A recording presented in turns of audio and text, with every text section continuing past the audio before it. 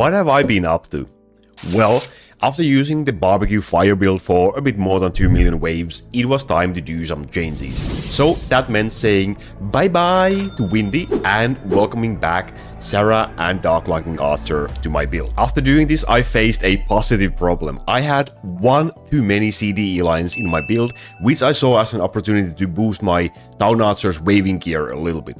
However, since I cleverly used my last spare Town Archer rune on a staff earlier, yeah, that's on me, I had to go and find a new one. So, into the XP dungeon I ventured and, well, eventually I was able to get another Town Archer rune for my build. It only took me like 28.5 thousand defense to get one and really made me question my sanity again, but that's now done, the build is now done, it looks currently like this, and it's heavily influenced by the Campfire Nichols account review video I made earlier. If you haven't seen it, I will link it down in the description. I would highly recommend watching that one as well. And don't worry, I'll show you the Town Archer item in just one moment. I will in fact show you all the items I have on my units in here. And Sarah and DLA are the new units. And one thing you can also spot that is a new thing in here is that I have barracks in my tower section instead of mirror now. And since I dropped Windy, I lost one fire unit, which means my build now uses a lot less mana than what it previously did. So I can afford to take in another tower, so barracks in this case, which allows me to use 2 more CDE lines through the items on the tower. All in all, I'm very satisfied with the build right now. It's faster, stronger, better. I would say sexier, but also losing Windy is kind of a big loss in that field, you know. But overall, I'm really satisfied. It's also better in farming because Sarah and DLA are both excellent boss killers as well. I will likely keep on running this build for quite a long while now, most likely until I can get the DCDIQ staff. Yeah, spoilers, I still don't have that one. Trust me, you will know when and if I get one. But yeah, until that, I probably will keep on using this because this is a better farming build as well. I do want to try some new things and like other things in future as well. Hopefully we get better at some point, but if we don't, then I just have to make some change in here. I want to try Poseidon maybe at some point again and maybe some other variations as well. But for now, the only real goal that I have is to hunt for the DCDIQ staff. But let's drop those delusional dreams for a moment and let's go take a closer look on the build itself. Oh, but before we do so, my current levels and ratios on my units currently looks like this for this setup for this account. My gold power is hovering around 17 for this account right now, and if you want to get your own copy for this spreadsheet made by Floss for yourself to use, then you can find it through my Discord. The link to my Discord is in the description box. But okay, yeah, let's get started with this. So let's take a look at the analysis first. We have Town Archers and Goblin as the number ones in here, in the overall damage distribution, as you can see in here, wave by wave. And if we take a look at the boss damage distribution, we can see there's a little bit more variation in here. It also varies a little bit wave by wave, as you can see. And the amount of gold I'm getting is something like this currently. I'm using only one gold treasure. I will show you the treasures in just one moment as well. So this is just a faster variation of this build.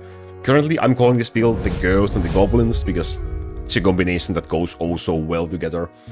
I'm sure you agree with me, and the treasures, as I said, are currently like this. So Curse Knife, Gold Bar, Power Glow, Horn, and of course the Devil Horn as well. So this is the faster variation of this build. When I've been just, you know, chilling a little bit and not doing anything worthwhile, I've been just like, you know, fooling around with a full gold setup as well, time to time, to get a little bit more gold. But eventually, like ultimately, the variation that I want to run is this one because this is much faster variation to run, because it also includes the horn as well. But those are the treasures that I'm currently using. Then, let's take a look at the items. I promised to show you the Town Archer items, so let's start with those. And I have an elbow in here right now, but it is a perfect elbow for Town Archers for waving damage and 2 critical damage lines. This is what you really wanna look for if you want to get an item. Sure, it could be an E item with some cool E line, but like I said, I don't need the cooldown line for this item, so I can just use something like this. My old item was great as well. However, being able to change the flying damage line to 1 critical damage line gives me also more damage output against crown monsters and also against bosses as well, so it also helps me in my farming as well. So overall, for waving, this is now a better option. And if I need a CDE at some point, I can always, of course, return to the old item as well. And I have shown this previously. This is a beautiful item. I could stare this for days and not get bored of it. It's an absolutely beautiful. So if I could get something similar for the bow, then that would be even better with the IQ line, but holy crap, this is a beautiful item. I love it so much. And I'm running the Orb of Power on my Town Archers currently. I guess we can go through the damage dealers first.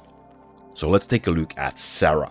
Sarah also has an L tier bow, which is double crit chance and boss damage. The boss damage line could also be crit damage, maybe poison damage, so whatever you can get, but this is a beautiful one. This is a old bow that I used way back in the days on my Bowmaster, which is why it has these attack speed runes. I haven't decided if I will or will not re-rune it yet or not. And for the necklace, I'm using attack speed, crit chance, boss damage with the CDE line, some poisoning damage stacks runes in here. And currently the poison orb on my Sarah for the waving build. Then, well, Succubus. Succubus has the same items as previously, no changes in here. So this is a CDE staff that I'm running with attack speed runes, and I have this L tier accessory as well. So there's a lot of L tier items, surprisingly, right now, because you can use these if you can hit the max CDE lines from other items, so you can have room for a lot of L items, as you can see in here, and an overflock currently on my Succubus. I used Agility Orb previously, but right now I'm trying the Orb of Luck instead in here. And then we have DLA left, and Goblin. Let's not forget about poor little Goblin. In here I have CDE bow. This I got from the last crafting session throughout the streams, I believe. So this is a new one, new item. I absolutely like this. I love this. This was also one of the influencers of why I changed to this build using Sarah and DLA again, because this bow is just so nice. And then I also have this one. I used to use this on my Zeus in my pure lightning build earlier, so it has boss damage runes. These could be attack speed as well, but I don't think it's worth for me to re-rune this one. It's a beautiful item. It's a really nice item. I'm satisfied with that one. And a critical orb in here. And then Goblin. So let's not forget about you, my little guy. These are also the same items as before. This was previously on my Zeus as well in the old lightning build, but right now it's a perfect Goblin item with a CD line. TNT damage rune is something that you need from the intermediate dungeon if you wanna run Goblin. So you wanna get this as close to plus 50% as possible, and then attack speed as well. And in here as well, same item as previously. I have one own bonus gold rune in here. This could also be attack speed, but hey, maybe it's a little bit more gold for me. So it's there, and otherwise attack speed and crit chance, these are the best lines you want for Goblin. And the fire critical orb, because it rolls really high, it gives you a lot of critical damage for your Goblin. That's what you want to use in here. Then we have the rest of the units left. So we start with the newcomer, which is the barracks, because it's a new thing. I have the barracks that can summon me 4 militias every 8 seconds. The base amount is just 1. You get 1 more from using the barracks building, and I get the 2 more from using these items. Both of my items have a CDE line and also a +1 summoned unit line. So this allows me to get, well, 2 more militias. They don't really do all that much. They do 0 damage basically. The only reason I want them is for the CDE lines for this build, and for the militias to be body blocking the enemies. Same as paladins, but like they're like mini paladins. What can you call them? Child paladins or whatever. That's their role. But that's a new thing. The warm items are the same as previously. This gives me a lot of MP regeneration throughout my wave, and also the 2 CDE lines, which is also what I want from my towers at this point. So those are not changes. And my Orb of Agility is actually in here currently, so that I can get a little bit more MP recovery, since I'm not using the mirror right now in this build. Dark Skeleton, nothing special, just a cooldown line with some skill durations in here. And the same thing in here, CDE, cooldowns and skill durations in here as well. Necromancer, it's basically the same. It's a cooldown line, CDE, the skill duration runes, and also in here as well, the same thing. Do I really have to say it again? Cooldown, CDE, and skill duration runes in here. So those are really the same items. I haven't been changing those, I don't know, in ages. On Paladin, however, I have damage reduction and CDE on both items, and both items have 1 summoned HP line, also 1 stun line as well, minor crowd control boost as well. Maybe I will add another summoned HP rune in here in the future.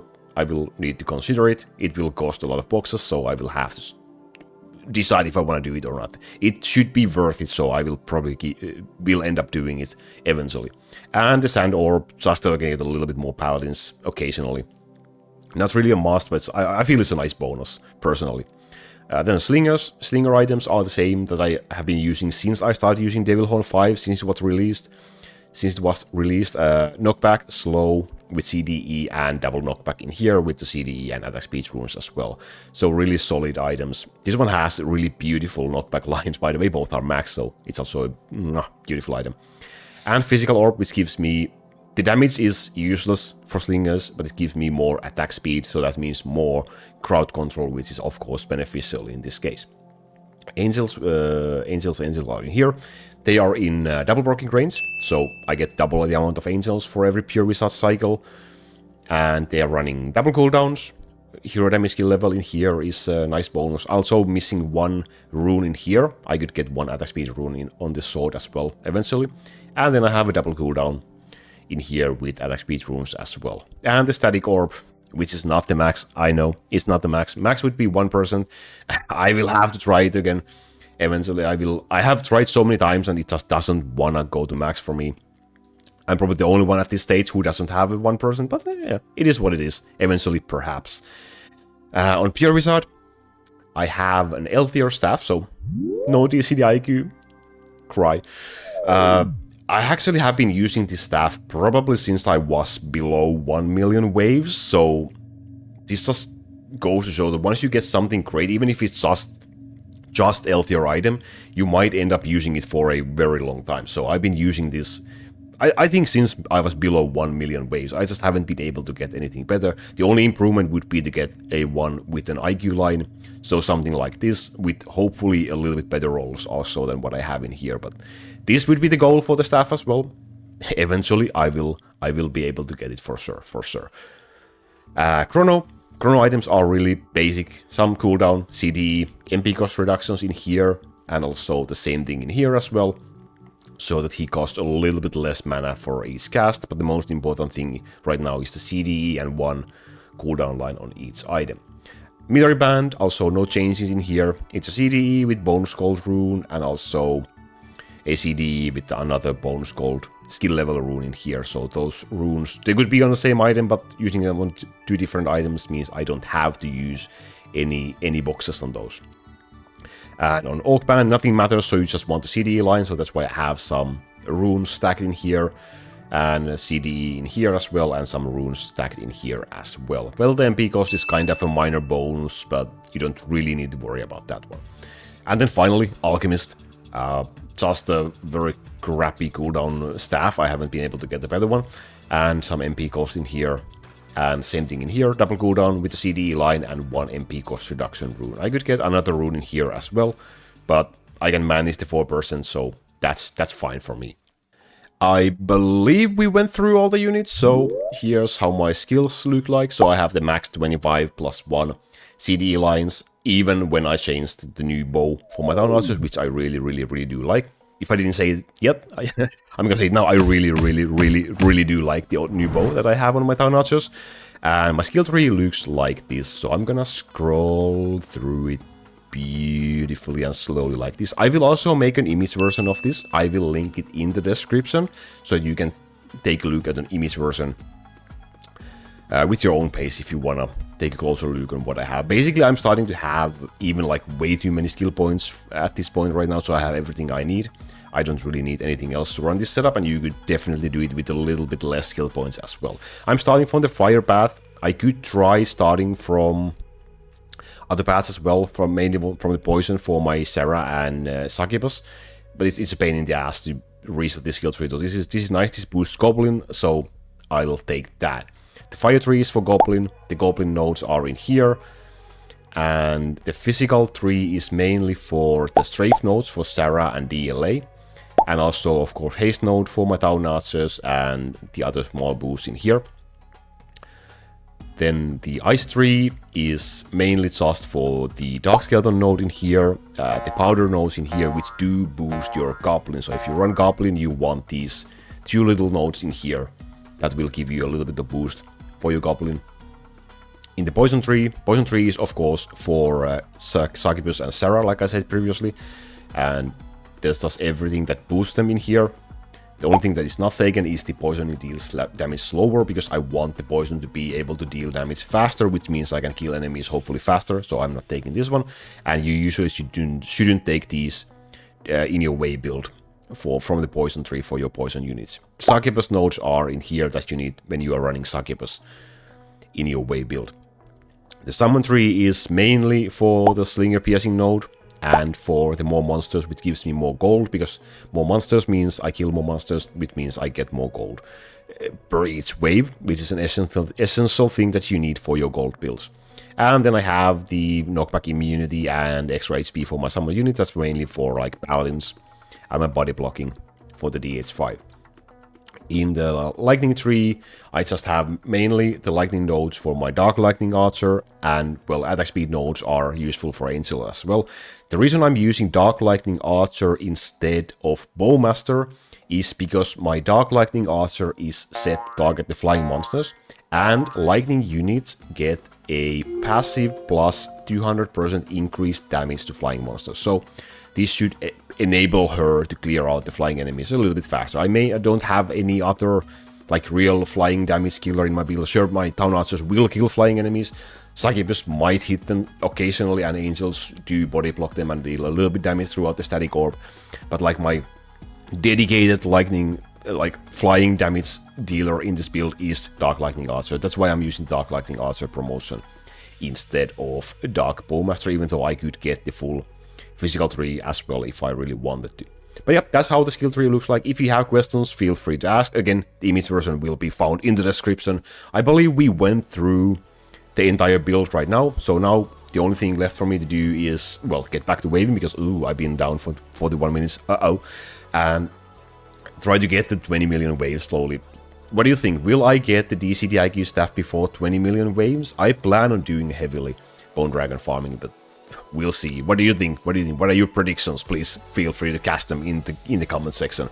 Thank you very much for watching. I will see you next time. Stay safe, my friends, and goodbye.